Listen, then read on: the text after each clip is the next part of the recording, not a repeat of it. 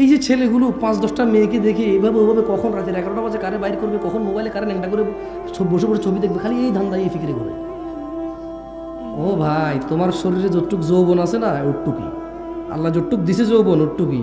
এবার কি আরেকজনের মেয়ের ইজ্জত নষ্ট করে ভোগা ভাগা দিয়ে ওর সাথে এই যৌবন কাটাবা, নাকি বিয়ে করে বিবাহিত স্ত্রীর সাথে কাটাবা? একটুকুই যৌবন, বুঝছো? যেরকম তোমার কাছে 100 টাকা থাকলে 10 টাকা খরচ করে ফেলে আর কত থাকে? ধরেন এক লোকের কাছে 100 টাকা আছে, কত আছে? 5 টাকার মদ খেলো, কি খেলো? 5 টাকার গাঁজা খেলো, কি খেলো? গাঁজা। 5 টাকা দিয়ে তারপরে 5 টাকা দিয়ে সে মুত খেলো, কি খেলো? 5 টাকায় ঘু খেলো, কি খেলো? 5 টাকা ছিঁড়ে ফেলে দিছে। এভাবে তার 25 টাকা চলে গেলে আর কত থাকে? কত থাকে? আর বাকি 25 টাকা দিয়ে সে কি করলো? এইভাবে পেঁচাইয়া সিগারেট জ্বালায় খাইয়ে ফেললো। বাকি 25 টাকা কি করলো?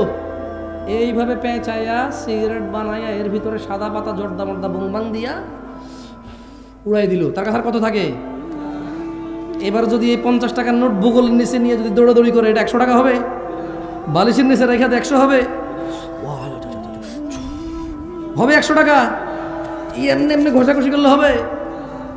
ছোট ভাই, যৌবনটাও তো এরকম আল্লাহ দেওয়া রিজিক।